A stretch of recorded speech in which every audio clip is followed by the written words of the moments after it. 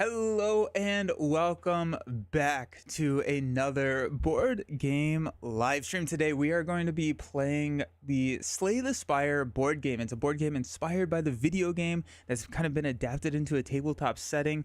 And oh, there we go. There's the mic.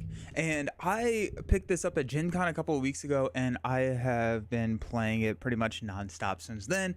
It's going to be one of my top games. I think I adore the video game. I've put in hundreds and hundreds of hours into the video game, and I initially did not buy the board game because I was like, why would I play the board game? I have the video game, it does all the math for me. That being said, after trying the board game, it's good. It's very, very good. The board game allows you to play 1 to 4 players, which is going to be just like a different variation than what the video game allows you to do. There's a couple of modifications on like Steam and everything that allow you to play multiplayer, but the collaboration in this game for multiplayer is really solid. I really like the interactions that you can have between the characters with the fights and everything. Just really, really good. This is going to be my first time actually playing it true solo, and so we will, I guess, see if it's going to hold up as a true solo game versus the video game, or if I would prefer to just kind of stick with the video game when it comes to true solo. We have basically the overview of the game. I forgot. Oh no! I need to find my little boot.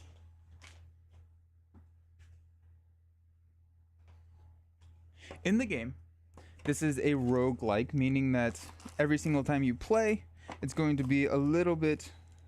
Where'd my boot go?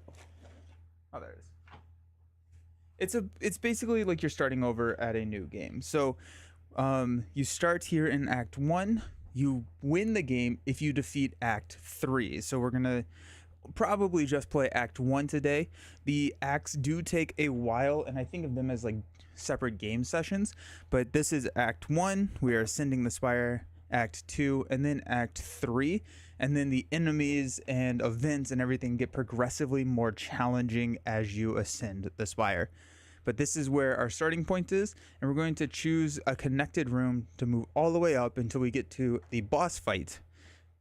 To see if we win, we're going to collect new cards. It's a deck builder, new cards, rewards, and everything along the way. Very solid. There are 4 characters in the box. There's the Ironclad, the Silent, who we are playing today, the Defect, who is probably my favorite. I think the Defect in the video game is absolutely my favorite. I think in the board game too.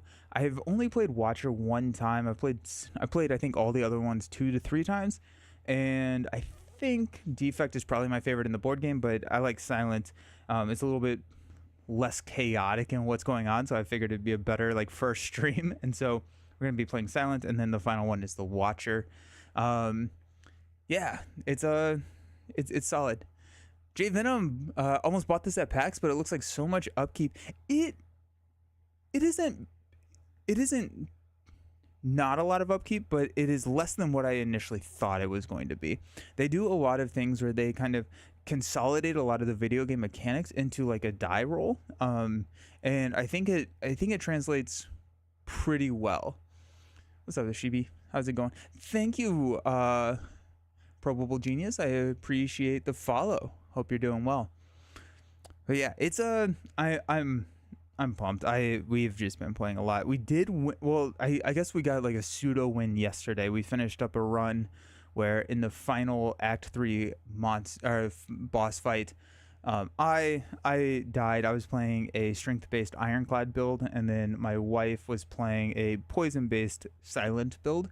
She ended up surviving the fight. I ended up dying in the fight, and like there's like a last stand type situation that you can choose to play where only one person needs to survive that final fight. So we won, asterisk.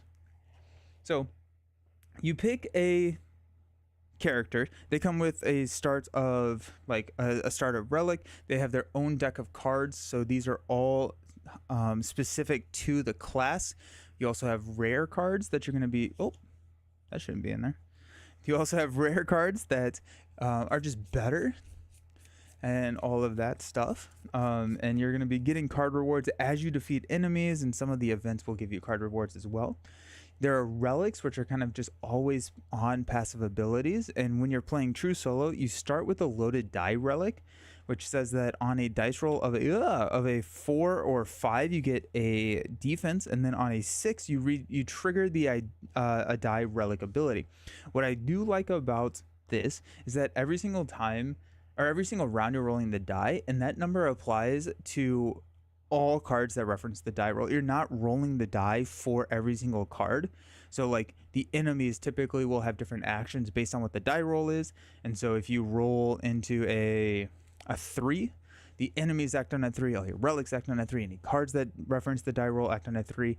And I really liked how they implemented that. It doesn't feel like it's too luck driven, and it's too like based on the die. And so I that was my not my one, but one of my major like concerns when I did learn how the game was played. I was like, I don't really like the die roll. I think it just implemented pretty well. JF. So watching the Hulkling review with Villain Theory. Oh yeah, I was so happy that we got a Hulkling article. He looks so cool. We'll watch the stream later, hoping you teach the rules, since I don't know the rules and will be interested in this game. I think what we're going to do is we're going to be doing a live play, and we'll kind of talk through the rules as we're playing. But yeah, so just kind of an idea and overview of the rules. Also in True Solo, you start with 2 money. You can use money to buy new cards, relics, potions, everything at the shop. And so we'll definitely see a shop because I like spending money. All right, so we're going to be playing with the Silence. We start with a deck of cards that is unique to the Silence. We start with 3 energy every round, 0 block, and then 9 hit points. A lot of the numbers are significantly scaled back from the video game. So instead of having like 60 to 70 starting health, you start with 9. And then instead of strikes doing like 6 damage, they do 1. So kind of cool. First thing that we want to do is we want to choose our act boss. And we can do that by rolling the die. So on a 1 or a 2, we're going to get the Guardian. What is this one? Hexaghost, and then the Slime Boss on a 5 or 6. So let's go ahead and roll. We got a 5. So we're going to go with the Slime Boss. The Poison Build's Worst Nightmare. So that is up there. We do have that knowledge of what we're going. And so we're going to be trying to take cards and build our kind of character into a route that's going to be effective against the Slime Boss. We'll see how that goes. Sadly, it's my sleeping time now, but I'll watch this later. Yeah. Nice. Enjoy. So yeah. Then, at the start of the game, we get a blessing from Niao. So these are going to be things that just kind of kickstart. They're going to give you some sort of reward. Typically, it's going to be a card, some money, and then a choice. So we're going to choose one of these. Let's go with that guy right there. This is the only time you're using this deck of cards. And let's see what we got. So we got Niao's Blessing. So the first thing that we do is we gain 3 money and a card. So that's what those symbols are. That's what there's in the red. So we'll take 3 money. This is also the collector's edition. So it comes with like fancy metal coins, the playmat and everything. It was pricey, but it's pretty. And a card. So whenever you gain a card, you're going to take 3 cards from your character specific deck, unless it says that it's a rare card. You take it from the basic stack. And we've got a leg sweep, a poison stab, and then a setup. So leg sweep is going to be 2 energy to play, weaken 3 block. Poison stab is 1 attack and a poison. One of the cool things about the board game version versus the video game version is poison does not decay. So it's nice to have some poison and just have consistent damage round over round. And then setup is 1 energy to any player. Slime Boss is not super great against poison, but I do really like Poison Stab. It's fun. I enjoy poison. So we're going to take a poison build and just kind of lose to the boss here in a couple hours. So that's going to happen. So that's going to go into our deck. And then we move on. And then we can choose one option below. We can remove a card, gain 3 potions, gain 5 money, a card, and a curse. I don't like that last option. I'm going to go with removing a card, thinning a deck, and a deck builder. Good. It's really good. So we have strikes and defends and neutralizes and more defense. So typically here, because we have this persistent damage with the poison, with poison stab, it's also an attack. I'm going to just remove an attack so we effectively like kind of switch out a strike for a poison stab, increasing the frequency in which we're going to be drawing that poison stab. So this gets removed from the deck for the entire run. There's like removing cards from your deck, which then in future battles they're not there, or there's exhausting cards. We'll get into that probably whenever we find it, but exhausting cards is basically removing it from your deck for the like combat. What's up, Wikipedia? How you doing? So there you go. We are in. I think that's everything. There's also a decent bit of stuff off screen that I just did not have space, but like a lot of the cards for like all the monsters and everything are off screen. A lot of my tokens and all of that, but yeah, cool. So yeah, so we're starting here in the initial spots with a monster, and there's actually 4 first encounters that are a little bit easier just to kind of like help you get started. You don't lose in the first round.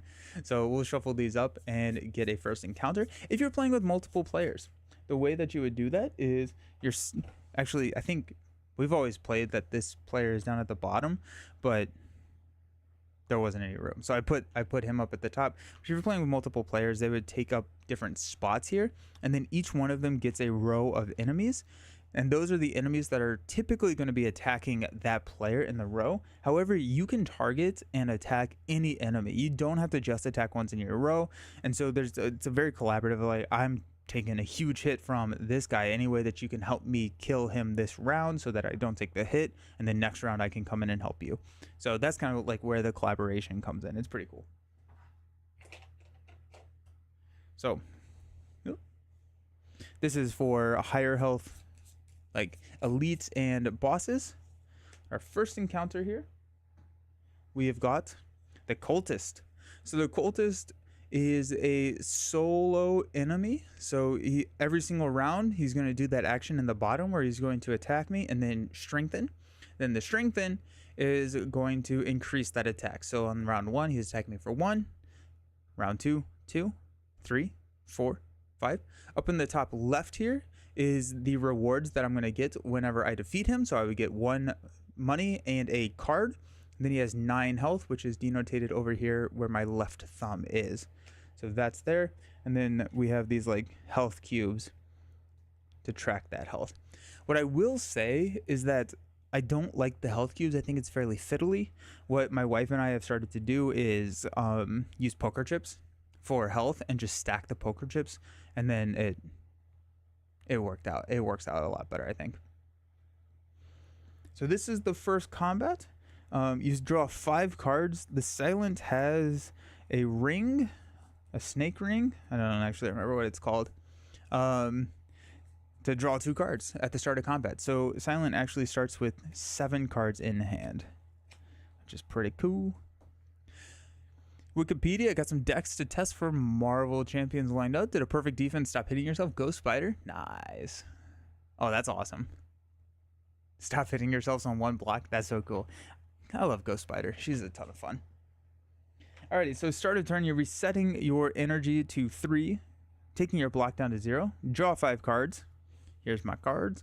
Got to defend, a survivor, strike. There's my poison stab, defend, strike, strike. We roll the dice. This does not matter for the enemy, but it could matter for the loaded die. We got a 5. So on a 4 or a 5, we get 1 block. Beautiful. So now we don't have to block this cultist because he's only going to attack us for 1. Jim. This is probably the best board game adaptation of a video game I have played. I still play the video game more and need to get more games out of this board game. And I think I agree with that take. I think that this is probably the best adaptation of a video game that I've played into a board game. I'm trying to think of other ones. There's Horizon. There is Call of Duty that I've played. I think Call of Duty, the video game, is significantly better than the board game. I think I agree. I think it's really good. My only gripe is just resetting the game takes a bit. Yep. It can take a little bit. Oh yeah, upgrades. We'll talk about upgrades here in a second. I think, that being said, they took a hyper complex video game and boiled it down to like a really easy package to understand. Curious to see how replayable it is in solo. This is probably one of the more replayable games that I have. Alrighty, so the cultist is attacking us for 1. We already have 1 block, so we can spend all of our energy on killing. So we have 3 energy. We'll spend 1 to play a poison stab. That's going to deal 1 damage and apply 1 poison. At the end of my turn, each enemy will take damage equal to how much poison they have on them. We're going to spend 1 to play a strike to deal 1 damage. Boom. Then we're going to spend 1 to deal a strike and deal 1 damage, down to 6. Yeah, I don't love the cubes. At the end of my turn is going to take 1 damage. You discard your hand, and then it's the enemy's turn. So they're going to hit me for 1. Damage gets dealt to block first, and then they are going to strengthen, meaning that any instance of attack is increased by the strengthened value. Just got Dead Cells a month ago on Switch, and it made me want to go check out the... I have not played either the video game or the board game for Dead Cells, so yeah. Nelson Kempson tried my Man on the Wall Captain Marvel deck, and we think you should do an old hero new trick with it. Okay, I'll check it out. I forgot that I was gonna do the Magneto deck that Boom guy built. Alrighty, we got defend, neutralize, strike, and defend. So we're resetting our energy. We're rolling the die for a 2. Nothing that I have happens on a 2, and so we're off. We're gonna play a neutralize, which costs us 0 energy. This does 1 damage and weakens. Weakens means that the next attack is -1, and then you remove the weakened condition. So we will attack with a weaken here. So we'll deal 1 damage, taking him down to 4. And then we have a weaken token here. So now he's attacking us for 1, 2, -1. So he's only attacking us for 1, which is nice. We're going to spend 1. Let's go ahead and defend so we don't take any damage. The one thing about Slay the Spire is I do not want to take damage. Taking damage is bad news, so we're going to try to not take any damage. And then we got 1 for another attack here. Boom. Down to 3. Block doesn't roll over, so I guess I could technically play another block here if I wanted to. But here we are. I do like how the game tracks damage. It looks very sad. Yeah. At the end of my turn, Cultist still has 1 poison, so it goes down to 2 health. And then it's going to attack us again for 1, 2, -1, and we remove the weakened token for 1. We go down to 1 damage. Beautiful. Started my turn. We reset energy. Block gets depleted. We draw 5 cards. You do not shuffle your deck until you need to draw a card in this game. And so here we go. All we have to do is 1 damage, because if we only do 1 damage, that cultist will die from its poison. Oh, and we also, the cultist did strengthen. So now he's attacking us for 3. So there's a little bit of a timer here. You just try Galileo. Nice astronomy. You're out. Nice, yeah.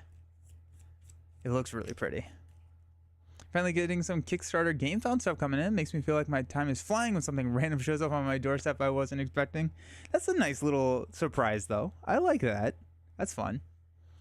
We got to defend, strike. Oh, there we go. Alrighty. So we'll spend 1. We'll strike. Deal 1 damage. At the end of my turn, the poison will take him. Actually, we should have rolled the dice. It's just a good habit to be in. But there you go. So the cultist is no longer... Now the first encounter is easier. Like they did make it easier. And so the future encounters more challenging. So the reward is up here in the top left. We get a money and we get a card reward. So we're going to draw into a Blade Dance, a Deadly Poison, and a Sneaky Strike. So Blade Dance will give us 2 Shivs. Shivs in this game are tokens. Tokens that can be used for a 1 attack, or there's a lot of cards that actually will play off of if you have a Shiv token, you get something extra. So it's not exactly like the video game, but it has like another kind of like tie into it. I think it's cool.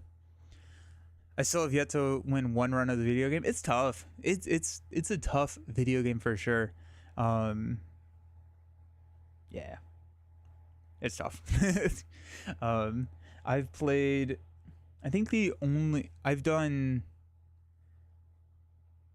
this is how much I played. It's a little sad. I've gotten Ascension 20. So every single time you win, you can unlock like a next Ascension, and the board game has that as well, where they have like additional cards where you can like unlock Ascensions and make it harder. I think in the board game it goes up to Ascension 10. In the video game it goes up to Ascension 20, and then there's a 4th act that you can unlock if you do some like special things, and then you get to fight the biggest, baddest enemy, which is like the heart. And so I've done Ascension 20 heart kills on the first 3 characters. I think I've only gotten up to 16 on Watcher. I've played this game too much. We're going to take Blade Dance mainly because I haven't ever played a Shiv-based Silent in this game. So we'll take a Blade Dance and see what happens.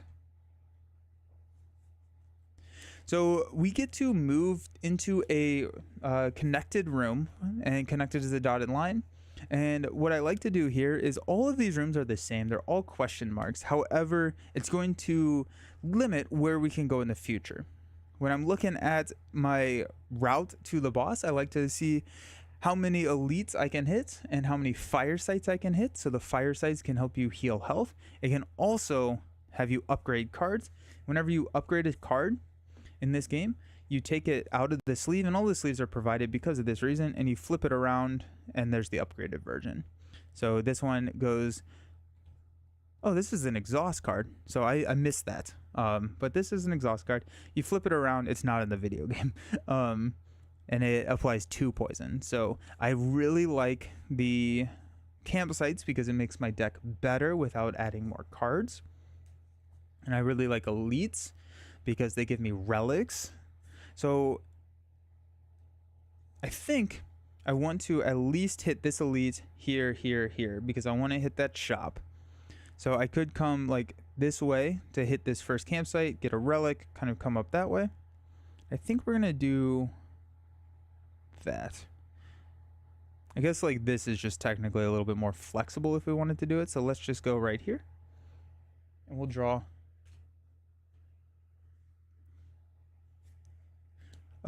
event. So all of the events, these are Act 1. There's another deck for monsters, elites, and events in Act 2, and as well as Act 3. But in the video game, question marks can also be combats, or like normal combats, not elite combats. The board game, they are not. So they're just events. So we've got the Wheel of Change. So roll a die. Each player rolls separately. On a 1, we get to heal. On a 2, we gain a curse. 3, remove a card. 4, gain a treasure. 5, gain 4 money. 6, lose 2 HP. No whammies. It's a 4. We gain a treasure. That's hype. That's super hype. Okay, well that's good. Big fan. Let us gain a treasure. So there's a deck of treasure cards. In the video game, there are like character specific relics that you can get.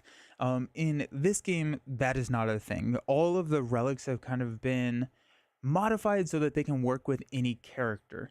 And a lot of those just kind of like roll into the die. So hopefully, maybe we'll see one that is normally a character specific relic and we can see how it kind of gets modified.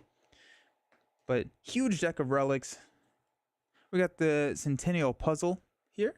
So this says that once per combat, we get to draw 3 cards if we have lost HP that combat.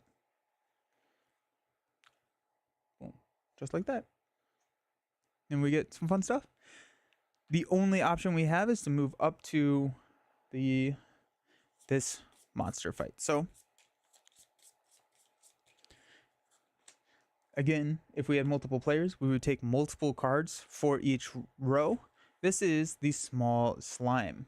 Now, the small slime, he's a weakling. He only has 3 health. However, down here at the bottom, in this green box, he's going to summon additional enemies. So we've got a small slime. He's going to summon an acid slime and a spike slime in that order. So this is the summon deck. So you're going to see what is going to be there, or what we need. So we got a spike slime and we've got a acid slime. So now we have 3 enemies, which they're a little bit meaner. So we have a 3, a 5, and a 5.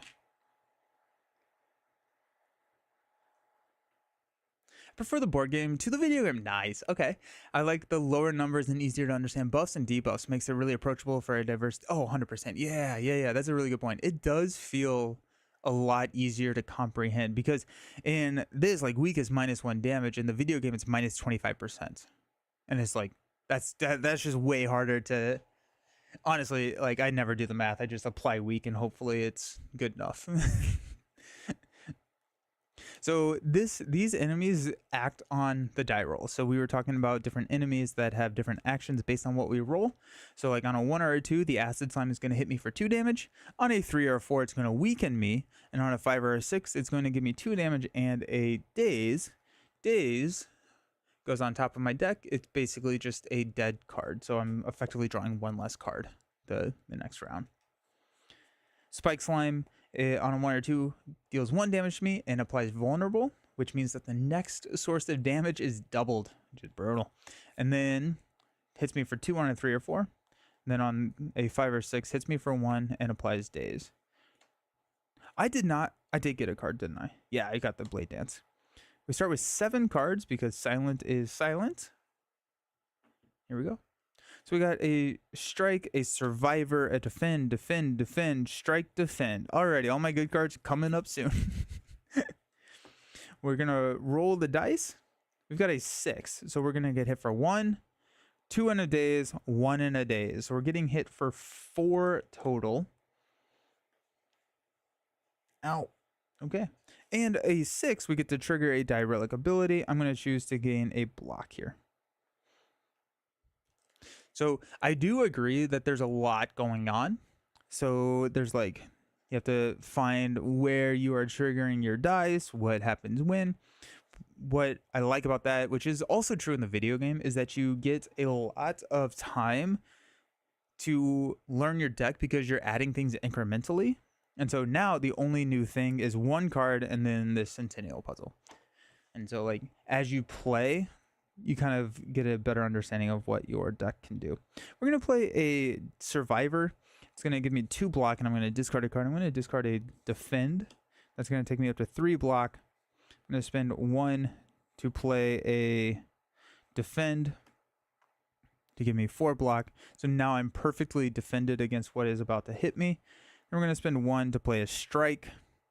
And I think I'm going to take out the spike slime. I am really not interested in becoming vulnerable, and so I think we're gonna just deal 1 damage there.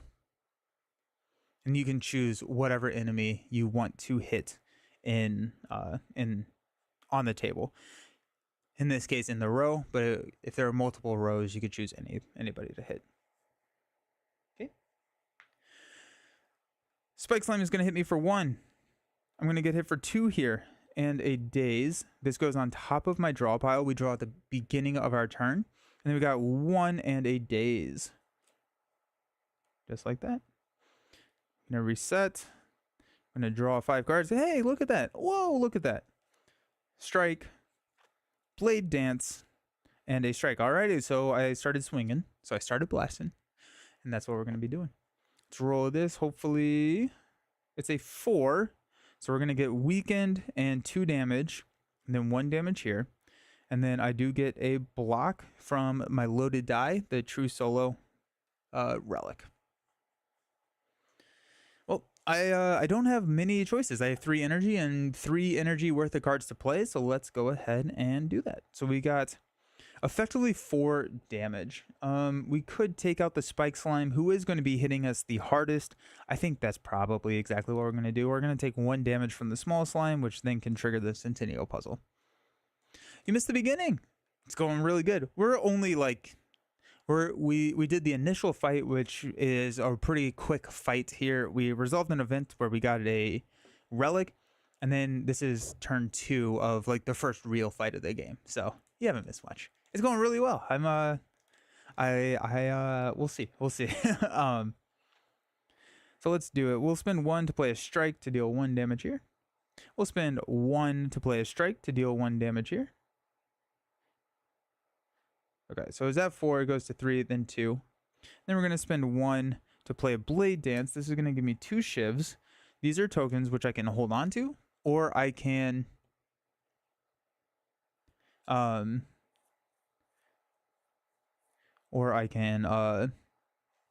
rid of this. Can't you just kill the small slime and the minions retreat? I don't think so.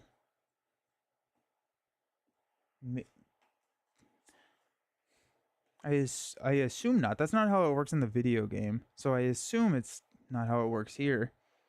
But now I am curious. Into combat when all monsters are dead or have left combat.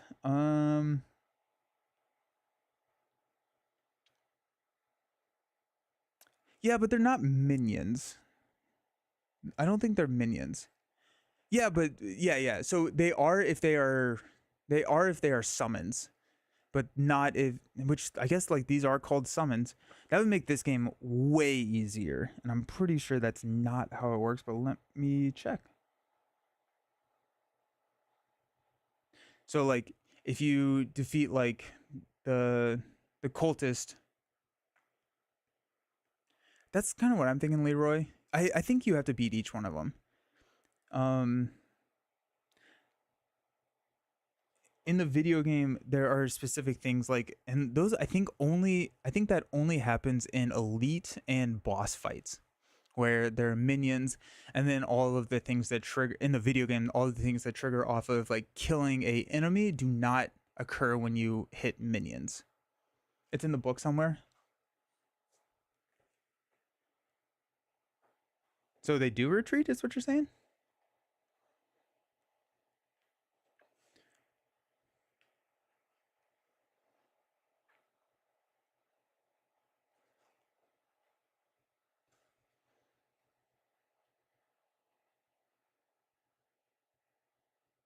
Oh, cool. Okay, thanks. Thank you. Okay. Sweet. So yeah, let's spend both of these to take out the Spike Slime. And then he is donezo. Nice. Okay, cool. These are ethereal. It has the keyword ethereal on it, which means that at the end of my turn, if they're in my hand, they are exhausted. So I'm just going to put them back over here in the stack. Cool. I need to darken the opacity of the chat on stream. It still looks a little hard to see. I'll do that. Okay. We're going to get hit for 1. Hey, we have a block. Look at me go. Oh, from the die. That's right. Nice. Let's go. And then we're going to be weakened, meaning our next damage is reduced by 1, which means that we're going to do 0. I read that rule. Honestly, the game would be too simple if they did retreat. Yeah. Okay. So at the start of our turn, we're going to reset to 3. I'm going to draw 1, 2. Oh, nice thing that we have the neutralize. The neutralize is a 0 cost attack event. And so that's a way to just kind of get rid of this token, which will be nice. We got a 3. We're going to get weakened again, and we're going to get hit for 1. We do not get a free block from the Centennial Puzzle, though. We got a defend, a poison stab, neutralize, and a defend. Alrighty. So let's neutralize. It's going to deal 1 damage and weaken. I think we're going to neutralize the... Let's actually neutralize the acid slime, because I'm going to be able to block the small slime damage here, because I just that's all I have to play. And so we might as well set ourselves up for a future turn in neutralizing here. Does 1 damage, -1 from the weakened token, so 0 damage. I want to paint the minis for this game. I bet you could do them really nice. I think that the minis, I bet they would look really good painted.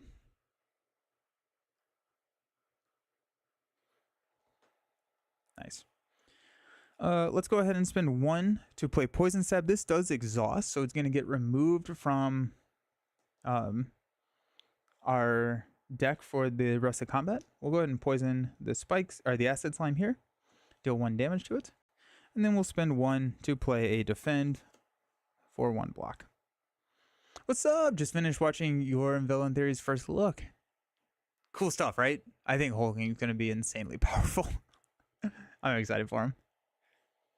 End of my turn. Go down to 3 health. Beautiful. We're going to get attacked for 1, and we're going to get weakened yet again. Draw 1, 2, 3, 4, 5. We got a 2. Okay, we're getting hit for 2, which is actually just 1 because he is weakened.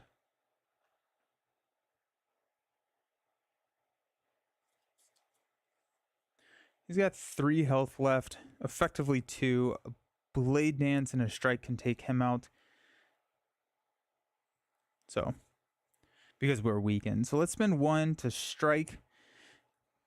No damage is dealt. Spend 1 to do Blade Dance, which gets us 2 Shiv tokens. Boom, boom. So I started blasting.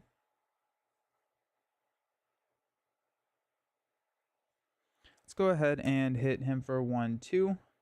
Then the poison at the end of my turn will take him out. We're using the Shiv tokens for that. And then we'll spend 1 energy to defend for 1 so that we can block the small slime coming in. My one fear with Hulkling is that you may not get the shapeshift upgrade you want when you want it.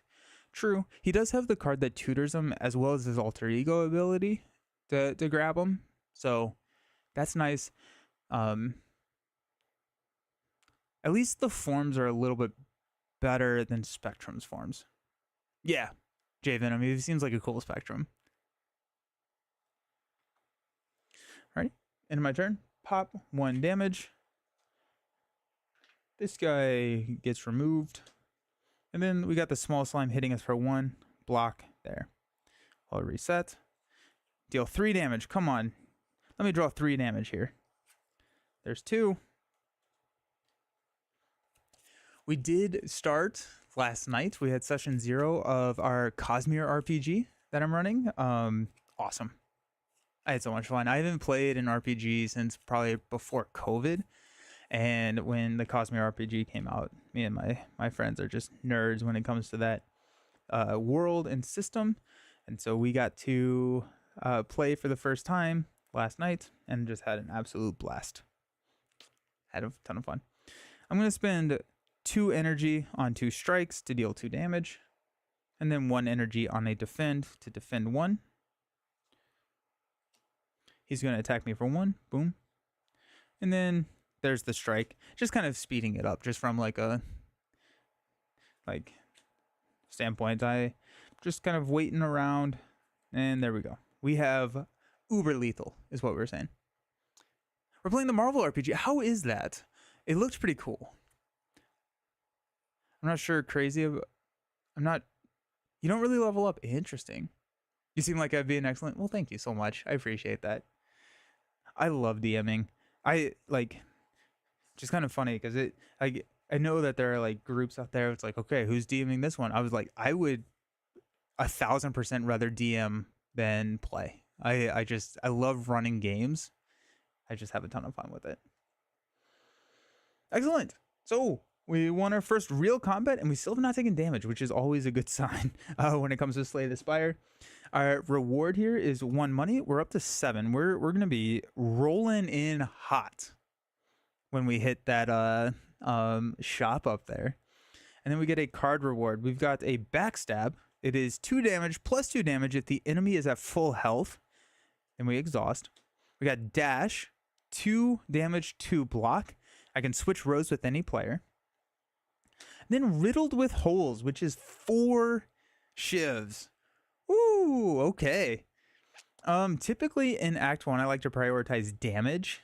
So Riddled with Holes, 2 for 4 is pretty decent. Backstab 0 for 2 is also really good.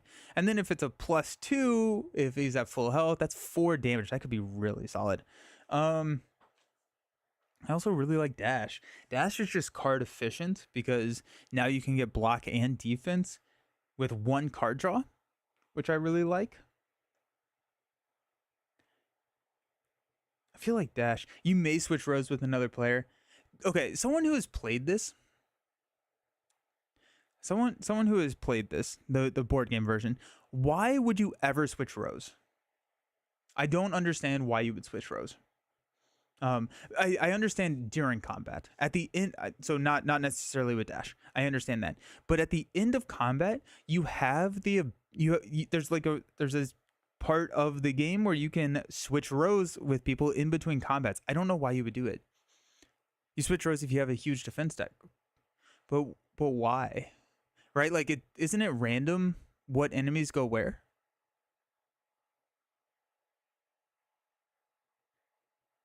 Like if you're playing multiplayer. Oh, in the middle of combat, sure. But I can't think of a reason to switch at the end of combat. Yeah. Like I understand switching in the middle of combat. So this is not a question about Dash. Elites are in a specific spot, but all the elites hit all characters. So like when you look at an elite, like that little fire symbol there, that means that it's hitting all crawlers. So I don't know. I'm sure there's a reason somewhere, but I don't know. Do you switch before you get rewards? That could be it. I assume that you got the rewards before you switch, but that would be it. Nope, you get your rewards before you switch. I don't know.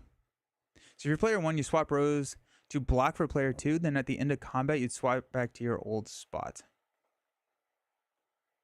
Yeah. Oh, okay. Yeah. I think let's go with Dash. I just like the card efficiency there. Remember there being something that affects the first. Oh, okay. I gotcha. Maybe I just haven't seen that. Maybe it's an event or something that I've just missed. Cool. Okay. I'll be on the lookout for that. Because like my wife and I were like, I don't know, like we switched one time and it just threw me so bad because then I was like, I'm always in this row and she's always in this row. And so like I would just do all of my calculations, not even looking at the menu of what row we were in, just in here. And then I'm like, okay, cool. I don't have to block. And then it's like, okay, you get hit for 5. I was like, what? I was like, oh no, we switched rows. It did not work. Yeah, no, didn't work. I'm going to go here. Like this is our route. Boom. And so like here, this gives me the, actually, I guess like, do I want a minion or do I want another event? I think at this point I want to start building cards. I want to have a fairly decently strong deck for when we do hit that elite. So I'm going to come here and hopefully grab another card reward here. So this is a question mark. Also, these are tokens. So the tokens have 2 different backs. There's like these gray and white backs, and they get shuffled up, and then you deal these out to like a corresponding, like the clear backs go to a clear back. And so like the Spire like climb is randomized each time. We got another event. This time we've got the cleric. We can pay 1 to heal 3 HP, pay 2 to upgrade a card, or pay 3 to remove a card, or we can leave and nothing happens. What does Dash upgrade into? 3 and 3 seems pretty good. Or would I rather just remove a card? I think I just want to remove a card. Yeah. Let's go ahead and spend 3. Go down to 4 money. I want to hit the shop with 7 to plus money because the relics all cost around 7 to 8. So like this Centennial puzzle, if it was in the shop, would cost 8. How much have I unlocked in the game? Nothing. I've not done anything past Ascension 0. My wife and I have had 1.5 wins where I died in the last combat. And so she's never played the video game. And so we're also kind of just like learning the system as well as we're going. So she has played Ironclad and Silent now. And then I think she's going to play Defect next. And then once we get our next win, I think that's when we're going to go into like Ascension 2. We removed a strike last time. We do still have a good, pretty much all of our things that we've added have been attacks. We got a Blade Dance, we got a Dash, which is an attack, a Poison Stab, which is an attack. So I think we're going to remove another strike just to kind of try and keep it somewhat balanced between like attack and defense. So we're going to remove another strike, and the next card that we remove is probably going to be a defense or a defend. Oh, I also really like this. I want to show this. The defend, when it upgrades in like the game, it goes from 5 to 8 defense.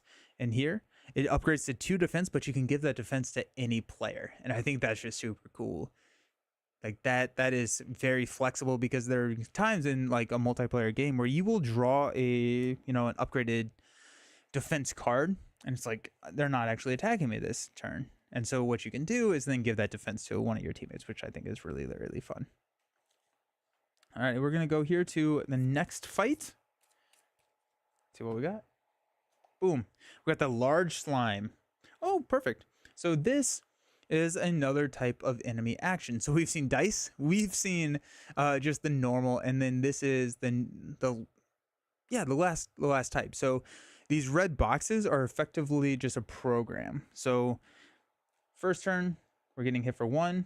The cube moves down. We get hit for 4. Then he starts summoning, and then we just kind of rotate in and out. He starts with 8 health. It's really good. Even late game, I've tried to make a deck design around just giving everyone... Oh, sick. That's cool. What character was it? Silent? I feel like Silent has really, really good block. That's fun.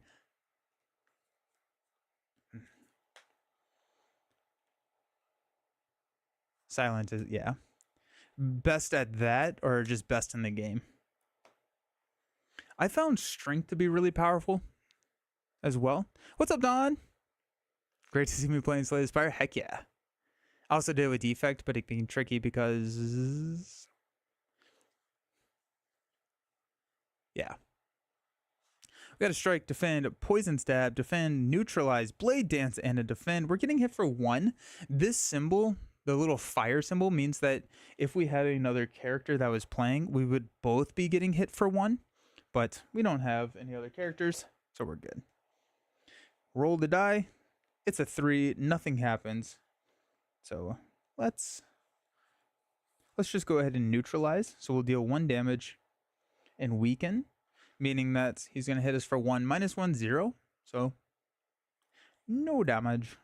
We'll spend 1 to play a poison stab, deal 1 damage, and apply a poison. We'll spend 1 to deal 1 damage with a strike. And then we're going to spend 1 to blade dance, and then we're going to spend both of those shivs immediately to do 1, 2 damage. The end of my turn, he takes 1 damage because of his poison, down to 2 health. Oh, yeah. Large slime ain't nothing. I guess we shouldn't do this yet, but he's going to hit us for 1. -1 is 0. Take no damage. Then this moves down. He's going to hit us for 4 and daze. But let's just see if we can take him out. Defend, strike, dash. Beautiful. We'll spend 2 of our... Actually, let's remember how to play the game. Hey, we get a block. We're going to spend 2 to play dash, deal 2 damage and 2 block, which is going to take out the large slime. Boom, boom, boom. So we get a money. We get a potion. So new mechanic. Potions are one-time use consumable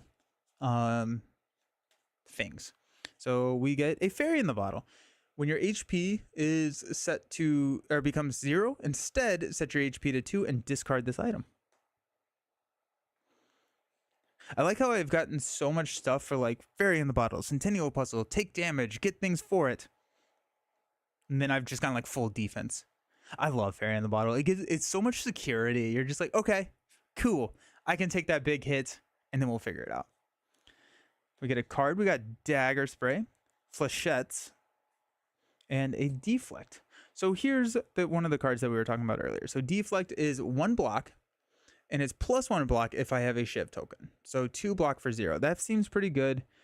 We have dagger spray, which this is going to hit an entire row. On player cards, when it has that little fire burst symbol, that means that it's going to hit the entire row. And so this would be 1 damage to the entire row, which could be nice with the slime boss coming up because he kind of splits out and creates multiple enemies. But I kind of like the deflect.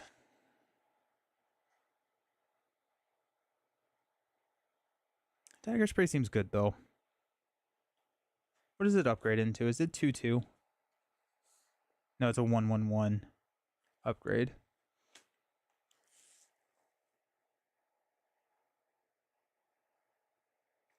I want to take deflect because I wanted to run the shiv build, but I think dagger spray is going to help get me through Act 1 better. So let's go dagger spray because we haven't removed any defensive cards, so our deck is still fairly defensive. We also have fairy in the bottle and all that good stuff, so we're going to go there. And this guy goes into the discard pile. Pah. Only spot that we can go is this campfire. At the campfire, we can choose to rest and heal 3 HP. We're at full, so we're not going to do that. Or we can choose to upgrade a card. I think we'll probably upgrade Dash. That feels pretty decent. We could also upgrade Blade Dance, which would give us 3 shivs instead of 2 shivs. Dagger Spray would be 1/1/1. We could apply 2 poison with Poison Stab, which is in my exhaust pile. But I think Poison Stab is going to be a good upgrade, potentially in Act 2, because that slime boss and poison, once they split, the poison goes away. And so this just adds another poison. It could help me get to the boss, but I'm trying to think of how I'm going to actually beat that boss. And I think that's going to be a dash, because it becomes a 3/3, and that just seems pretty good. That's a lot of damage and a lot of block. Sec. Relic time. I like relics. Relics are so much fun. New relic. We got the toolbox. Okay, so once per room, -1 to the die result. So a 1 becomes a 6. Or like a 4 becomes a 3. That is nice. I'm going to put my potions here. That is nice because now we trigger a 1 defense on a 1, 4, 5, or 6. So. Also, loaded die is another reason why we probably didn't need to take the deflect, the defense card. Okay, let's fight an elite. There are 3 elites in each act. We're going to fight this one. Which one is it? It's... I always... Lagavulin. I always think of Scotch when I see this guy. But he comes in with 44 health. He gives us... Or no, I'm sorry, 22 health. We're playing solo. We're not playing multiplayer. I've mainly played this 2-player. And so I look at that second box, which is 2-player. But at the top, 22 health. We're going to get a relic, a card, and 2 money when we fight him. He is one of these programmed actions, and so we're going to rotate the action cube. However, any gray box actions, we skip on the next rotation. So he's going to start by doing nothing, gives us a little bit of time to set up. He's named... Oh, is he actually named after it? That's pretty great. I love that. And then this is where this health tracker comes in. So he has 22.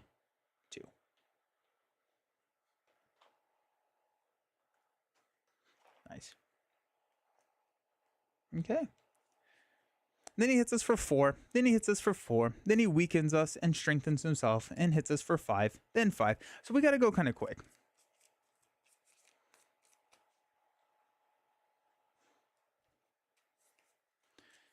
Seven cards. 2, 4, 6, 7. Roll the die. Got a 1. So once per room. So we're not going to use that right now because he's not actually going to be hitting us. So we're not use the toolbox because we'll just lose the block before he can hit us. So we're going to just keep that as a 1. We got a defend, a poison stab, a dagger spray, survive, strike, and a dash. I was really hoping we would grab the dash next round. Oh, we drew so much defense in this turn. Alrighty, so let's go poison stab.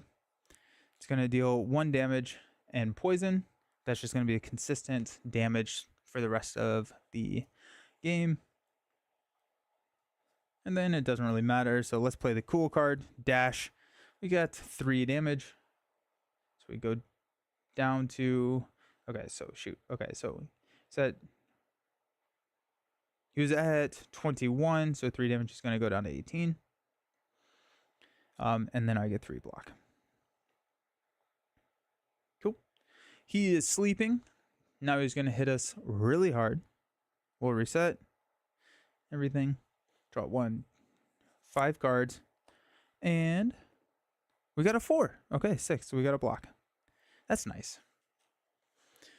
Oh, we also got the neutralize. So let's go ahead and neutralize.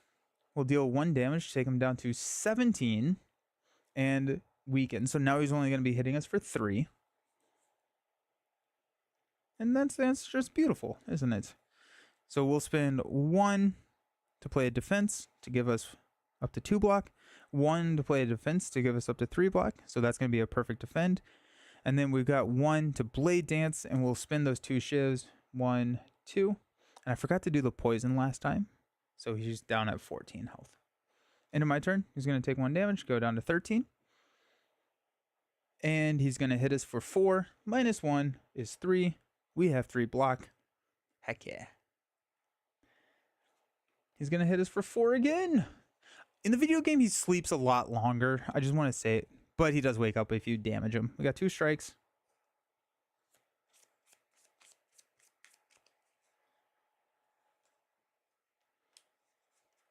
Good news is we may get to trigger our Centennial Puzzle.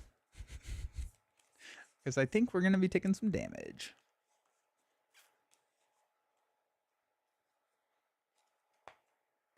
Okay, so strike, strike, blade dance, neutralize is nice, and a defend. Sick, cool. Let's take some damage.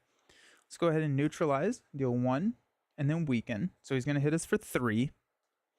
Let's spend 1 to play a defend for a block. Spend 1 to blade dance, and we'll immediately use the 2 of them to take him down to 10, and then we will strike to take him down to 9. I did not dice this round. Thank you. Oh, it's a 5. Let's go. 2 block. Let's go. Thank you. That's one of the things that I always miss. So my wife has taken over dice. She is taken the dice rolling responsibilities away from me because I just always forget. Yeah, he sleeps 3 turns. He comes in with 8 block, and then if you break the block, he wakes up.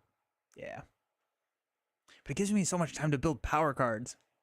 Play power cards. I love it. Okay. Poison is going to knock him down to 8. He's going to hit us for 3. We have 2 block and 1 damage. Hey, first blood. Let's go. Then he's going to weaken, strengthen. Yikes. 2, 4, 5. Just going to give us all of the defense. That's good. That's what you want. We'll roll the die, which is a 5, so we get a block.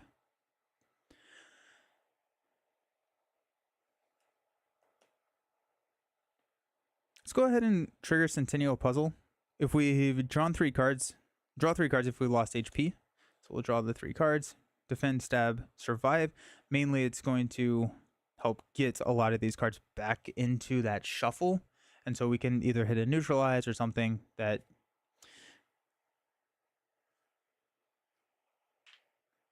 Yeah. This is my favorite addition to my board game collection of last year. It's so good. It is so good. I'm very impressed with it. Do you have a favorite character that you play? All right, let's go 2 to play a dash, deal 3, takes him down to 5, and then we'll spend 1 to play a dagger spray for 1/1, and that's all my energy. Poison takes him down to 2. Okay, he's going to double weaken, very sad, and single strengthen. He's big. He does not go back to sleep because we skipped the gray boxes, and he's attacking us again. All right, we have to do 1 damage to him, but we also are double weakened, so the next two attack cards we play are -1. So if we draw a dash, we're good. If we draw 3 strikes, we're good. So hopefully, I guess if we don't draw that, we are probably drawing a decent bit of block as well. So we got 3, 4, 5. Oh, Blade Dance also works. Dash also works. Beautiful. We'll dice because it's how we play the game. 3, nothing happens. We'll spend 2 to play a dash. This is reduced by 1, which does 2 damage, which takes out the Scott. We had everything. We had neutralize. We had blade. We had so many ways to get rid of those weakens. That worked out pretty well, actually. Beautiful. Ah ha ha. Take that, elite. I think we go to the shop, but I'm like kind of feeling that we could probably take a second elite pretty easily. You love Watcher? Yeah. Nice, that's awesome. I've only played Watcher 1 time, and I think I died like pretty quickly, which is it's very true to form in the video game as well. I die very fast when it comes to playing Watcher. So rewards, we get 2 money. We get a relic. Good day. First time I've seen you play Slay the Spire. How you find? I love this game. I love the video game. I got the board game at Gen Con, and I love it. It's such a good game. Both versions of the game are great. It's really fun. We also get a relic. The relic that we get, the boot. The best relic in the video game. We get it now. So the boot on a 4, 5, or 6, we deal 1 damage. I like to try and like put all of my dice things together.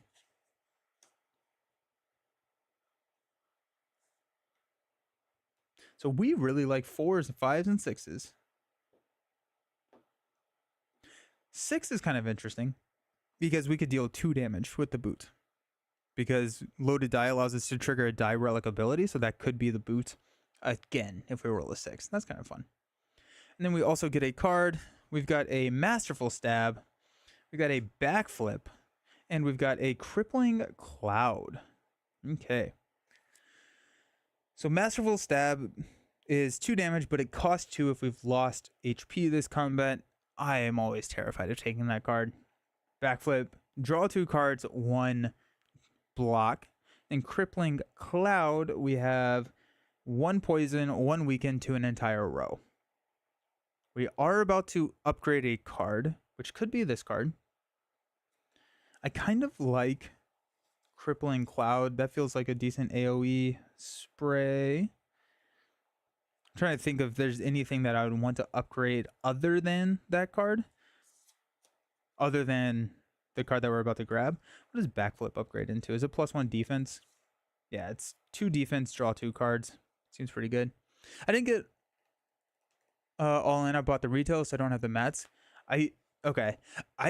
At Gen Con they didn't have like the non like all-in version, so I'm not actually familiar what comes in this version versus the retail version. I think it's metal coins, mats, like these mats. You have these like player boards, right?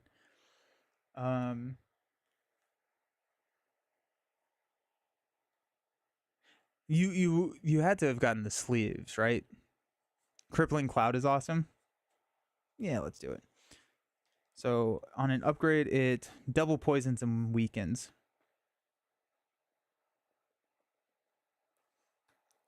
Which is not great for slime boss. Might as well do it. Let's do it. Why not? Have fun. Grab the fun cards. Crippling Cloud. Boom. We're going to go here. We're going to upgrade a card. We could upgrade Crippling. What is Neutralize? Is that 2 weakens? No, it's 2 attack. No metal coins. No merchant bag. Character development. 4 character and deck playmats. Bigger box that can... Okay. Okay. Yeah. So I would say that the retail version is probably not. Like, the all-in version is really nice. Definitely not necessary.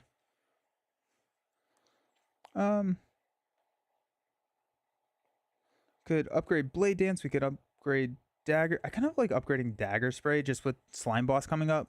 And have a lot of slimes to kill. Let's upgrade Dagger Spray.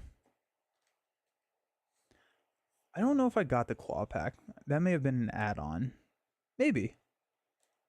And the claw, I don't have a claw dice, so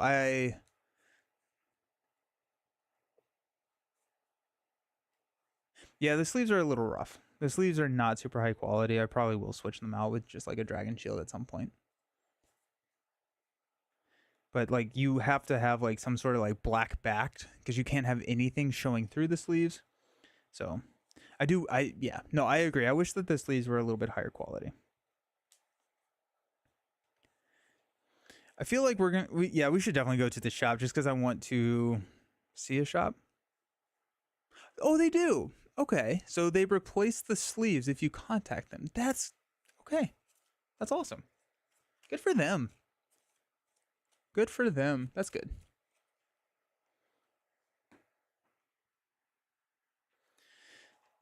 Let's go to the shop just because I want to. You did that. Was it a fairly easy process, Don?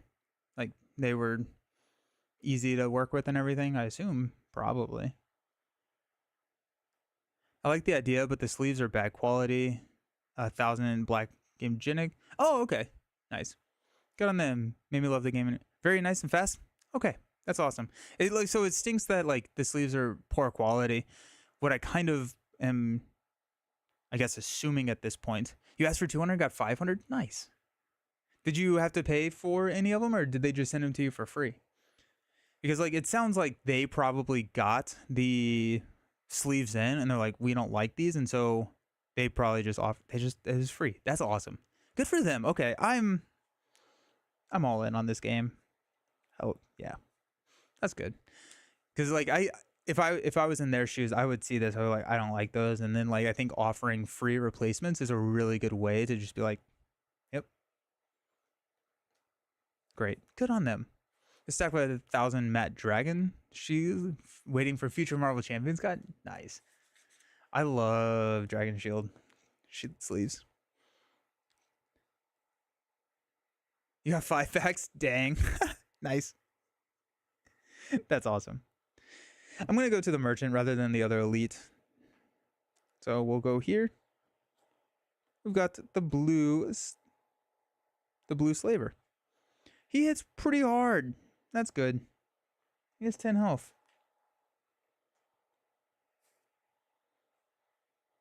Ow.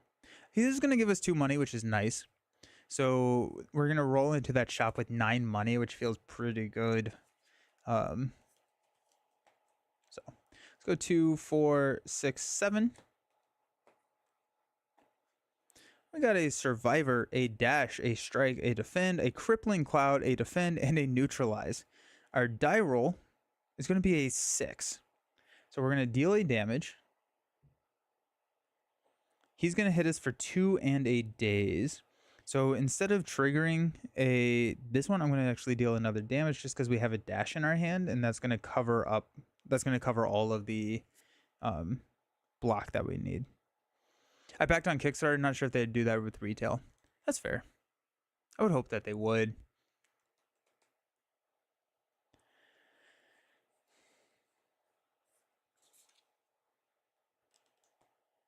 Okay, let's neutralize him. So So we're going to deal 1 damage, taking him down to 7 and weaken. So he's actually only going to hit us for 1 now.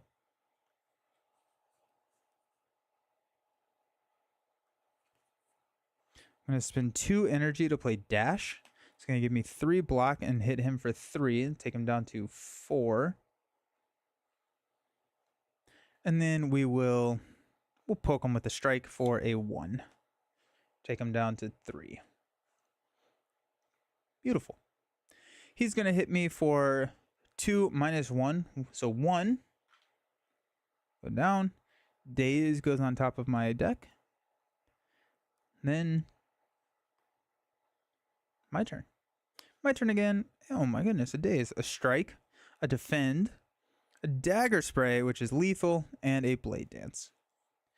So we'll roll a die just for fun. 3 doesn't do anything. We'll spend 1 to dagger spray for 3. And that's going to be lethal. Boom. I sleeve Spirit Island while watching. Thankfully, just 2 expansions and not all at once. There's a lot of cards in Spirit Island. Sleeved all my cards in Dragon Shield, and I used different colors based on the different character I was playing. Oh, nice. For this game? That's smart. Yeah, that's really smart, because then it's really easy to just kind of like swap or like find the card or find the like all the green cards are silent. You can just grab them really easily, and you don't have to like flip through them too much. That's nice. Got 2 money and a card. We got Dagger Throw, another Blade Dance, and a Cloak and Dagger. What does Cloak and Dagger upgrade into? 2 shivs and a block.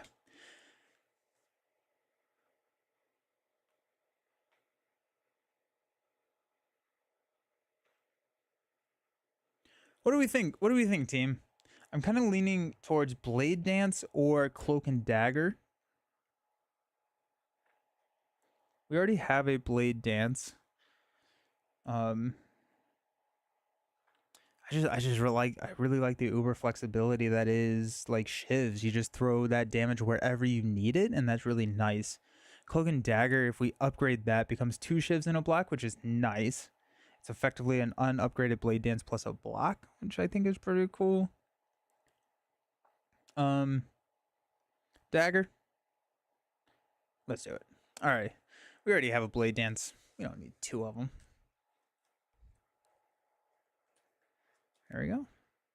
Our boots moves on to our shop. Whenever there's a shop, you flip this guy over. You're going to deal out relics. So the first one is Pocket Watch. On a 3, we draw 3 cards. That seems really good. That's on sale for 8 money. We've got Blue Candle. Once per combat, exhaust up to 2 cards in your hand. That also seems really good. Then we got a Golden Eye. Once per combat, scry 3. So this is a Watcher-specific relic in the video game. And this is going to be character agnostic in the board game. Scry means that you get to look at the top 3 cards of your deck for scry 3 and discard any number of those. We got potions. We got a Swift Potion to draw 3 cards.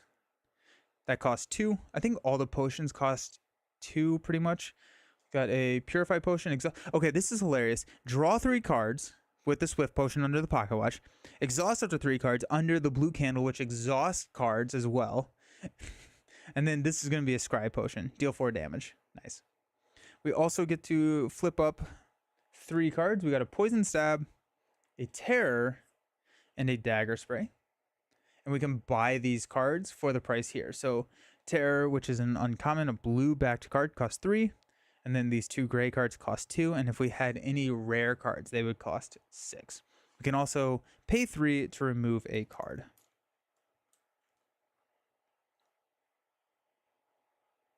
I want 1 more money. In multiplayer, you can share money.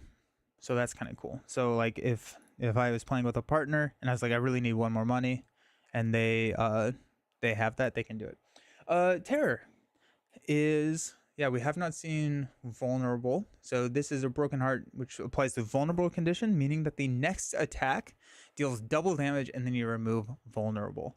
So I don't have a lot of like, I guess I do have, what's his face? Dash, which does 3. So then it would do 6. I'm pretty sure.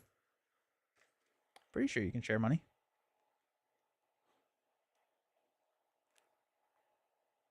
You can use your gold to pay for any amount of another player's purchase at a merchant or event. Yeah. Yeah. And you can share potions. You can give potions to another player, not during combat, but in between combats, you can share potions between players.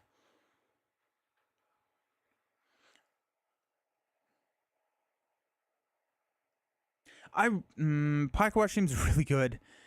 Blue Candle seems pretty good. Pocket Watch spends 8. That leaves me left over with 1 money. If I spend 7, I could also buy a potion. I don't think I want to buy any of these cards. I'm not super thrilled with any of those cards. I am really interested in removing a card. So like that would leave me with 6 money, which is just like an awkward amount of money. I guess I could buy like 2 potions and call it good. Damage potion and remove card. I like that. Where I could also go... I really like removing cards. But a pocket watch is like... Okay, what's the math on that? A pocket watch on a 3...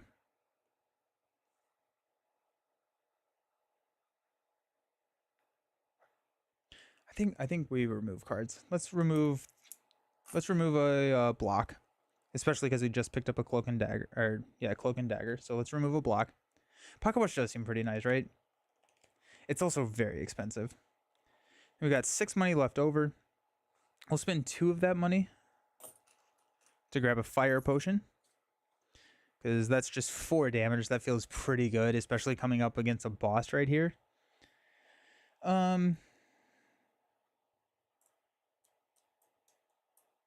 We have 4 money left over. We can hold that money. We can buy a potion. I think we buy a potion. I think we buy a swift potion. The way I like to use swift potions is it's going to be able to give me, like if I really need block and I don't have block, it fixes that typically. So it's almost like a panic button. These guys go away.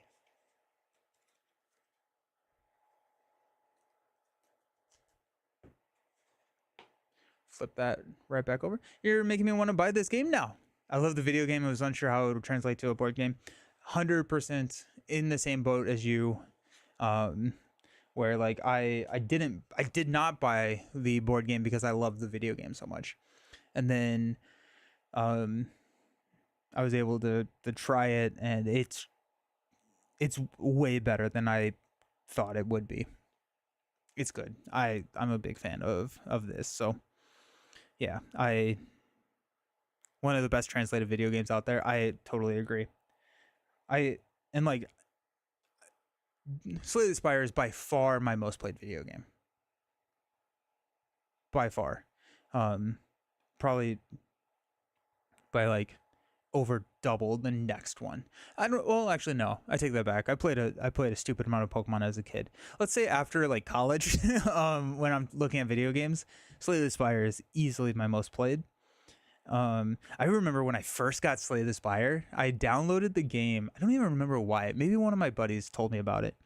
And I started playing at probably like 6 or 7 like PM at night. This is on like a Friday. I didn't go to bed. I played until 4 a.m. I straight up played for 10 hours straight. And then like, I was just like, I need to not look at the screen anymore. Like I was like, oh, I know I need to, this is tough. But yeah, no, it was, I love the video game. So yeah, I'm very happy with the implementation. You did the 1 relic achievement some weeks ago. Nice. Yeah. So in the rulebook, there's a ton of achievements. So the 1 relic. Is that the minimalist? No, that's minimalist has beat Act 3 with a deck of 5 cards or smaller.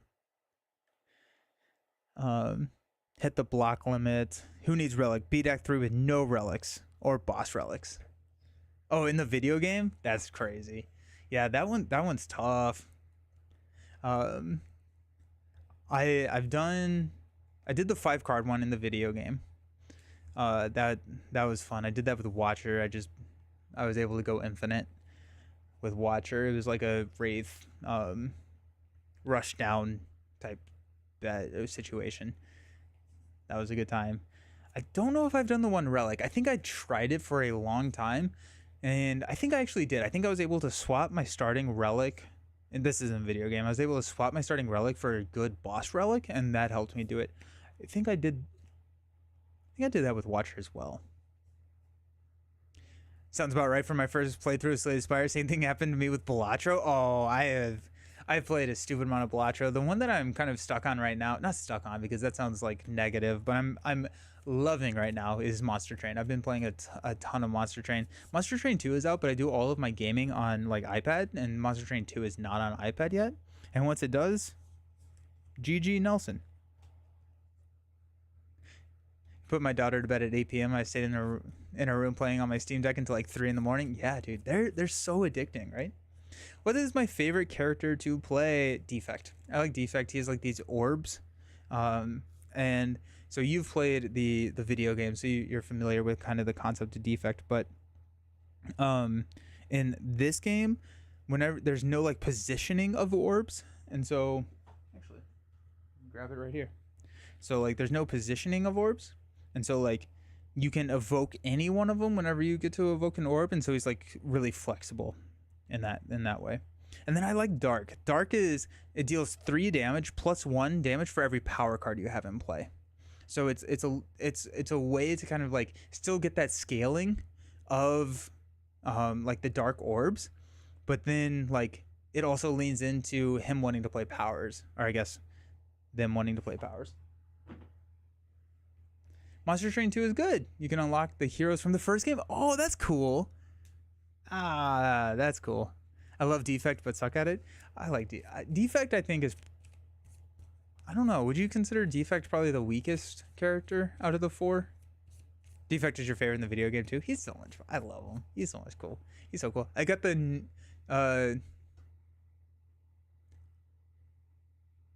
Yeah, I think I got the. There's an achievement to get 999 block in the video game. I think I got that with the Defect alongside the achievement of 20 focus or whatever, and I just ran like a stupid amount of frost orbs. And I can't, what enemy did I found an enemy in Act 3 that I was able to just stall out that doesn't like scale. I don't remember what it was. It was great. Board game Defect is way better with multiplayer. It can take a bit for it to get. Oh yeah 2 4. Oh wait, no, I'm upgrading. What did we say that we wanted to upgrade? Cloak and Dagger.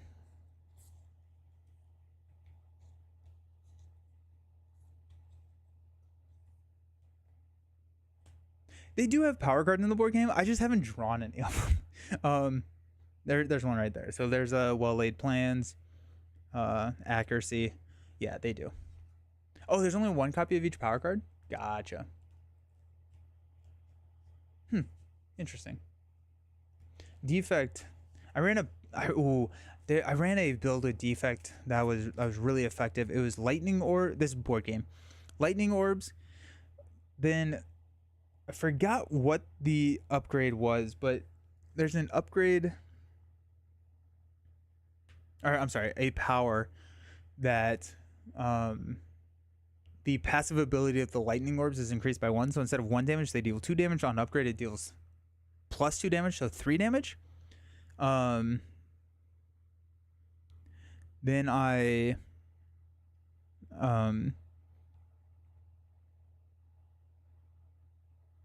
then I had capacitor, or whichever one gave me 2 more. So I was running 5 lightning orbs. So that was like what, 15 damage? It was crazy. Electrodynamics. Yeah, that's what it was. What did I upgrade? I upgraded I think dash after the elite. So we have a dash upgrade, we have a cloak and dagger plus, and then we have a blade dance plus. Nope, not a blade dance plus. Dagger spray. Yeah, I upgraded the dagger spray because of slime boss. because he kind of splits and starts to create multiple enemies, and so I thought that the dagger spray could help take him out. Defect with electrodynamics is madness, turns him into Pikachu. Heck yeah. And here we are. It is time for the boss. So we got Slime Boss. This is how a boss looks. So at the end of the game, if we win, we get a lot of money, a rare card, and a relic. It comes in with 22 health, but fear not, on death, we get a lot of other things. What's your plan for the stream of Act 2? I'm thinking I'm just going to do this 3 weeks in a row and play Act 2 next week. Hey, thank you for the follow. I appreciate it. Hope you're doing well. So I think next Friday I'll continue on with Act 2. Yeah. We got Slime Boss. Got a programmed action here. Oh, also on death, at the start of next round, we're going to summon a large slime, acid slime, and spike slime in front of each player. So he has little health. He has 22 health, which is not a ton. And then he goes crazy and summons a ton of little guys. So that's why we kind of upgraded the dagger spray. We have a lot of AoE stuff. He's going to... this is burn. I don't actually remember what this is called. But these cards are... status cards, and whatever card or whichever one that is given to you, so Slime Boss is giving us this effect, we will use this effect. So this is going to be pay 1 energy to exhaust it. We got a lot of stuff. We got Fairy in a Bottle, which is going to help us a lot. We got Fire Potion, which is going to deal 4 damage. We'll probably wait for the split to deal fire damage, and then we got a Swift Potion to draw 3 cards to help us fix our hand. I'm happy with our build so far. I think it's pretty solid. Let's go 3, 6, 7. See what we got. We got a Survivor. He's hitting us with the 3. What are they called? Okay, I think they're just called statuses in here. So he's hitting us with the 3 status. Survivor, defend, dash, strike. Defend, defend, strike. Excellent. We got a die, which is a 3. We could have drawn 3 cards with the pocket watch if we had taken the pocket watch. I spend 2 energy. It's a dash. We'll deal 3 damage. Oh. So he goes down to 19. We get 3 block, doesn't matter, but... And then we'll spend 1 to strike for a damage, take him down to 18. Okay, he's gonna give us 3 of these. These go in our discard pile, not the top of our deck, which is nice. And then he's going to hit us for 3. We got 2, 4, 5.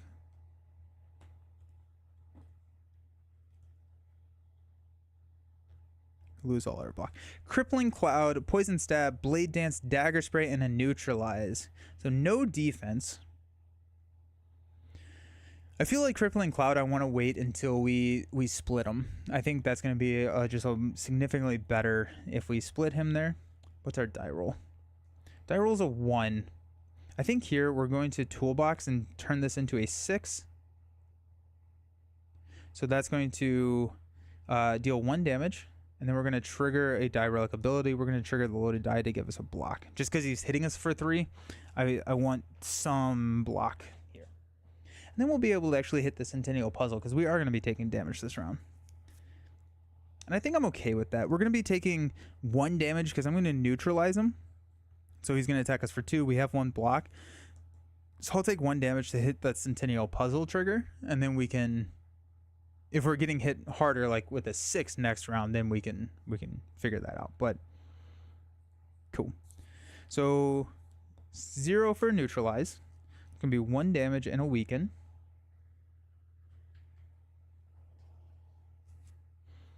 We got 1 for a dagger spray, so that's gonna be 3 damage. Goes down to 13. We got 1 for a blade dance. We're just going to use those 2 shivs to deal 2 damage to take them down to 11. We're going to go ahead and hit him with a poison stab. Just because I have the energy, I might as well do it. Okay. At the end of my turn, he takes 1 damage per poison he has. So 1 damage, he goes down to 9. Then he's going to hit me for 3 minus 1. So 2. I have 1 block. I take a damage there. Then he's going to hit me for 6. So we kind of really need to take him out this round. Because 6 is a lot of damage. We have a lot of card draw and stuff, so we should be fine. Got Strike, Defend, Cloak and Dagger.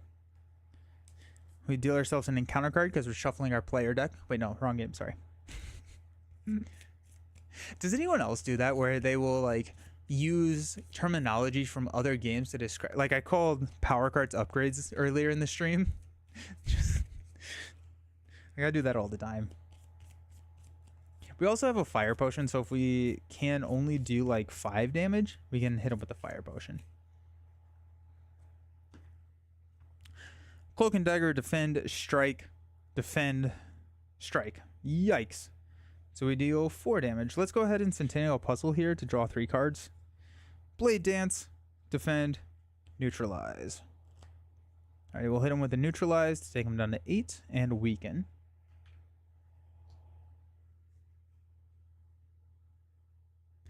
So he's hitting us for 5. I think we're just going to take him out.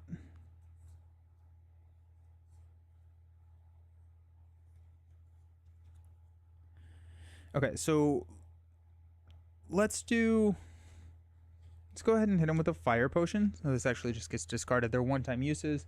So he goes down to 4. We're at 3 energy. Oh, and die roll. A 4. Nice. So we deal a damage and we get a block. So he only has 3 damage left. Sick. Okay. Let's use 1 to strike to deal a damage, taking him down to 2. Let's use 1 for a Cloak and Dagger, so we get 2 shift tokens. We have a maximum of 5 shift tokens. And then let's spend 1 to Blade Dance for 2 more. And we'll spend 2 shift tokens to take him to 0. Now we have 2 shift tokens, which we can carry over to the next round. Okay. So he's at 0. At the start of next round, so that is now. So he does not have a turn. Now we're going to summon big guys. We'll keep him out there just because he has all the rewards on him. So we got an Acid Slime, a Spike Slime. Oh, actually the Poison would have killed him. So I'm going to hold on to 1 more Shiv. Yeah, thanks, Don. Good call. And a large slime. So we got a large, acid, and a spike.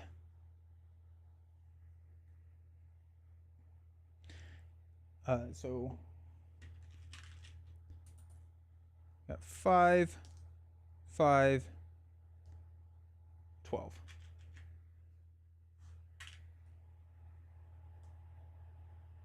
Alrighty. And it is my turn. So reset, we got a defend, a strike, a dash. Hey, there it is. Oh no, another one. Roll a die. On a 1, we're getting hit for 1, 2, 1, and vulnerable. I don't like that at all. So let's go ahead and use 2 to dash. We're going to deal 3 damage here to take him down to 2. We get 3 block.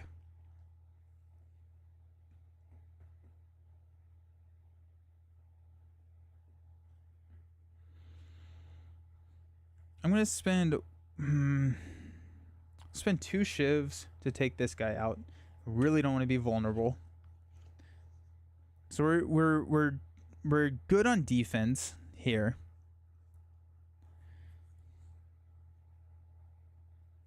I think I'm going to spend 1 to get rid of one of these guys. Oh, I was supposed to get 2 more of those when he hit me. I did not do that. I'm just going to shuffle these into my deck and just... That's on me. Finished my testing for Snow Clone Iceman leadership for Marvel Champions in the game with 24 damage output. Nice. Lead from the front, Cyclops allies ready. That's awesome. That's really cool. Can you still see my video? Am I still streaming? I'm getting an error on Twitch. But a lot of times I'll just get errors on my end. Okay, sick. Cool. Okay, there's that. Oh, we're getting double weakened. Not great.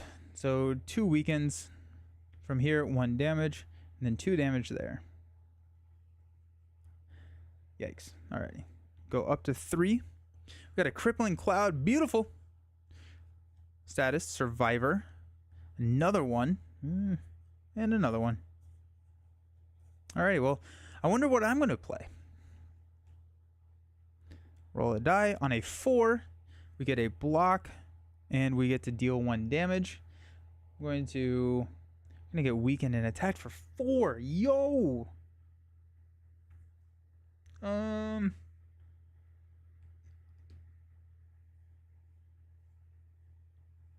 Where do I want to do this damage? Just kind of take him out slowly. Let's spend 2 to go ahead and Crippling Cloud. We will poison both of these guys because Crippling Cloud hits the entire row. That's that little flame symbol there. So we're going to poison both of these. And then weaken both of them. So now we are going to get hit for 3 from the large slime. And then I'll use 1 to survivor. We'll discard this card to get 2 block. So we're up to 3. Okay. Those get discarded. These guys take a damage 11 and 3. I get hit for 3 because it's 4 minus 1 because of this weaken. That's how much block I have. And then I get weakened again. 3 weakened. I think 3 is the max. Yep, max 3. So, haha, joke's on you. All right. Reset to 3. We get the dagger spray. I forgot that we had that card. That's a good card for this situation.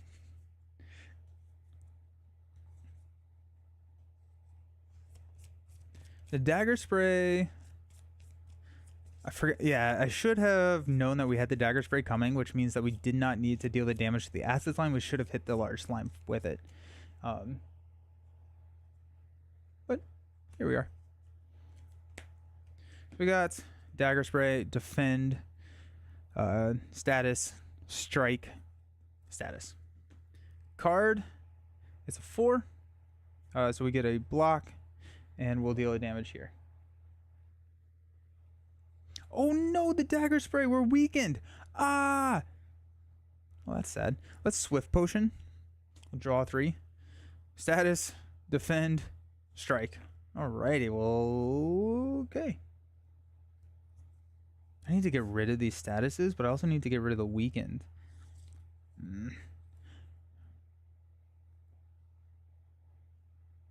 I can. So we're going to shiv for 0. We're going to strike for 0. We're going to strike for 0. And then we are going to hit him with the dagger spray. So it's going to be 3 damage to both, which is going to take out the acid slime. And then take this guy down to 7. We're about to get hit by 4. The nice thing is that we get to heal to full after this fight because it's a boss fight. So we're taking a little bit more damage, but it hurts us. Okay. And then there's all my status cards. Those also get removed from my deck at the end of combat. So. Alrighty, he's going to take 1 more down to 6. Then he's going to hit us for 4. We have 1 block. We take 3 damage down to 4. Ow. And then our turn. We've got a cloak and dagger, neutralize, defend, dash. Oh, we got all of the damage now and a survivor. Give me a 6. It's a 3. 3 more cards. 3 more cards from the pocket watch. I'm just saying. We could have had. We had greatness in our hands. He's hitting us for 4 again. Good thing we have a dash. We're gonna hit him for 3. We actually probably have lethal here. That's gonna take him down to 3. He's at 2. Yeah, we have a neutralize to hit him for 1 and a weaken. It's at 2 health, and then we are going to spend 1 for a cloak and dagger, and we'll spend those 2 shivs to take out the large slime. Woo! And there's a boss fight for you. Beautiful. We still have the fairy in the bottle. We get to carry all of our relics, our deck, everything into Act 2. So we get to keep fairy in the bottle, which is another panic button. But yeah, let's do our rewards. So rewards here, we get 3 money. So 5 money total. We get a boss relic. The way the boss relics work is you get to draw 1 plus the number of players in the game and choose 1. So the boss relics are these purple. They are awesome. And then we get a rare card. So I think at this point, we're kind of looking for an energy relic, something that ups our energy every single turn, because we have a lot of like 2-cost cards. So we got Calling Bell. So gain 3 treasures and a curse. Seems kind of fun. And it is a curse that you can remove. And then we got Empty Cage. Remove 2 cards. Oh! I think it's Empty Cage, right? Like, it's a silly card. Calling Bell seems fun, but Empty Cage, removing 2 cards. I mean, like, how many cards do we have in our deck? I mean, like, that's significant. Let's get all of these statuses out of here too. So we have 2, 4, 6, 8, 10, 12, 14, 16. So removing 2 cards is like, oh, what is that? 13% of the deck? I feel like we have to do that. I like the bell, but Cage is probably better to clean out some of those starting cards. Yeah, I think, yeah. The Calling Bell is objectively more fun. It's just more fun. Empty Cage, I think, is stronger. Calling Bell is fun. We'll go Empty Cage. I think probably a Strike and Defend, just split it down the middle for removing starting cards. That's going to have us down 3 strikes, 2 defends. I mean, at the end of Act 1, 5 cards out of the deck seems very good. Yeah, let's go with that. And we discard it. So a lot of these boss relics will like give you energy at a detriment. So at the start of the turn, you gain an extra energy. So you would have 4, but then you cannot rest. Well, Cage is 6 money, Bell is around 20 money, depending on the relics. That's fair. That's fair. But it's also like the relics, there's a chance that the relics don't really do anything. And I would say that the cage, if they're all 7-cost relics, I would put it at 21. I would reduce that value by 3 because we get a curse and we would want to remove that curse. And so I would say it's around 18. But removing cards is limited. You can't, I guess relics are too. I think that removing cards just allows us to hit our consistent upgrades better. Yeah. Removing cards in a deck builder is the best thing you can do, typically. There's a reason that they don't play Chapel anymore in Dominion. Have you all like played Dominion or know the Chapel story with Dominion, where I think Chapel is like trash 3 cards? I remember I remember I got Dominion. I was like, why would I ever want to do this? Why would I ever want to remove cards? And then I played with someone who played Chapel and just like absolutely stomped me into the ground. I was like, oh, that's why you want to remove cards. You go cool and pick the bell. Yeah. I'm pretty happy with this deck. I mean, like, so far. Actually, let's get our rare card. Let's do our rare card. So rare card, we got Adrenaline, beautiful. Malaise, and Tool of the Trade. Hey, there's a power card. So Adrenaline is a 0 cost. You gain an energy, draw 2 cards. We have a Malaise, which is an X cost card. So you get to choose how much energy you spend. Or I think it's actually is it the remaining? I thought in the game it's the remaining, but actually I think in this game, you get to choose. It may be the remaining. I don't know. I remember we looked it up, and I don't remember what happened. I think it is actually the remaining amount of money you have. You can spend any amount of energy when playing an X-Cost card, including 0. Okay, so you get to choose, actually. What's up, Candle? Yeah, when you're playing that annoying person who loves playing into witches. Oh, I hate that person. No, I'm just kidding. Yeah, so X-Cost cards in this game function slightly different than in the video game. You actually get to choose how much you want to do. So this applies X weak and X poison. That also feels really good. Then tools at a trade at the start of turn. You draw a card, then discard a card. I think I'm kind of leaning in between adrenaline and malaise. I think I like adrenaline. Malaise feels good, though. Being able to apply poison.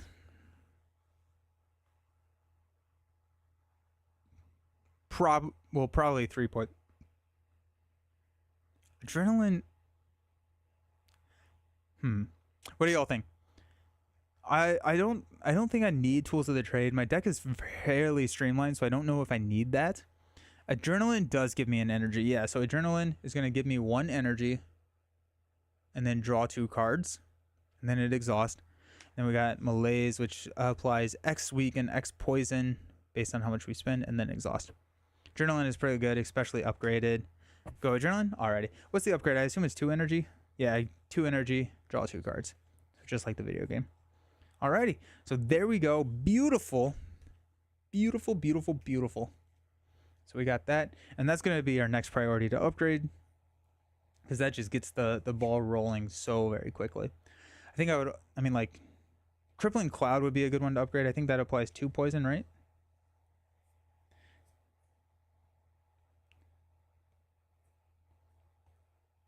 I think I'm liking our deck. We've got AoE debuffs. We've got pinpoint damage. We got a little bit of poison. We got a good bit of block. Dash is good. And then we got AoE. So like we're answering a lot of the problems that the game is going to present to us in Act 2. So pretty happy with that. We do get to heal up to full. And yeah, sick. I love this game. Okay, I think that it works really well, True Solo. I talked a little bit about it in the beginning where I was kind of curious on if I would enjoy this True Solo or if I would like to just kind of continue to play the video game. I think this game shines in multiplayer. That being said, True Solo still really enjoy the board game version implementation. At any point I didn't really say, I'm like, why am I not just playing the video game? I think that it's different enough. It's got, the tactile feel that, I super enjoy whenever I play a board game. So it's got that going for it as well. So I'm really happy with the board game in multiplayer and in True Solo. So that's cool. I agree. I also really enjoy playing full 4 players. Yeah. Oh yeah. The 4 players, and they have so much cool interactions and everything. And you can there's a lot of cards that interact with other characters or other rows. So like Dagger Spray here that can hit the entire row. If I draw into a blue slaver and someone else draws into the gremlins, which comes in with 4 gremlin, tiny guys, I can hit that row. I don't have to hit the one enemy row, and then my other friend who has the gremlins can then start hitting the blue slaver, which is the one. It's just it's got some really cool interactions. I find that in this co-op game, there's a lot of discussion between my wife and I. Whenever I played I played half of a act with 4 players, and that also happened, but we were learning the game, so there was less discussion in that playthrough. But as we were playing through, it does feel like we are getting trying to work together to solve the problem. And so I'm pretty happy with that. Nice. I love adrenaline. Nice. Yeah. Okay, starting some testing for Psylocke Home Technique build. Oh, that's a good one.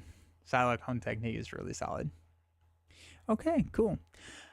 Sweet. I'm gonna probably come back and play Act 2 next Friday. It will be next week. I'm pretty sure it's gonna be Friday. I probably will do Champions Monday, Lord of the Rings Tuesday, then Slay the Spire on Friday. So that's kind of what we have coming in. We're going to continue on with this run. We're not going to start over. So when we come back on Friday, we're going to be going through Act 2 with this deck, upgraded enemies, and all of that good stuff, and see what we can do. But yeah, and then I will post that schedule when I do lock it down on my community page on YouTube on Sunday at some point. So make sure that you're looking out for there in case you do want to catch the next stream. But next stream is probably going to be Monday, Tuesday, then Friday. Have a lovely weekend, Nelson. Thanks for the stream. Always fun and laid back. Thank you all so very much for hanging out. I'm happy that I think that this works pretty well for a game to stream. So I'm a happy boy. Awesome. Thank you all for hanging out. I hope everyone has a fantastic weekend. Stay safe and enjoy any game that you may play. And until next time, see you around. Peace.